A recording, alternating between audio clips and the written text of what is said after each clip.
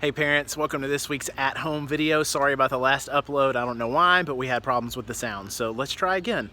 Tomorrow night, I'm gonna be back at our campus. I'm really excited to see all of our students once again. It's been fun teaching on the other campuses, but there's no place like home, so I'm really excited to see your students tomorrow night. Just so you know, we're continuing on the series Dissonance, and so tomorrow night I'm gonna be coming from Matthew chapter 6, where Jesus talks about storing up treasures in heaven. And so we're gonna be looking at how when we treasure the things of the world, it always leads to loss, but when we treasure the things of the kingdom of heaven, it always leads to life. And Jesus tells us at the end of the passage, where our treasure is, there our heart's going to be. So what we value shows the condition of our heart, and that can only be transformed because of Jesus and who he is and what he's done. And so I'm going to challenge our students to really take a minute to examine themselves and say, what is it that I value? What is it that I treasure? How do I spend my time?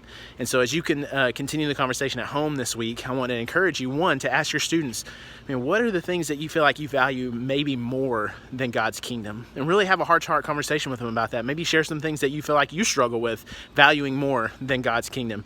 And then the other thing is this: how do you spend your time? Like, what do you feel like the things that your life is structured around that's taking your attention? Like, what are those things? And how can you as a person, how can you as a family take a step forward by seeking out things to do that are obedient to God's commands to us, that are about the kingdom of heaven, and treasuring those things. So looking forward to being back with your students tomorrow night. I'm really excited to dive into this passage together. Hope y'all have a great night, and we'll see you tomorrow, 5:30 to 7 in the worship center.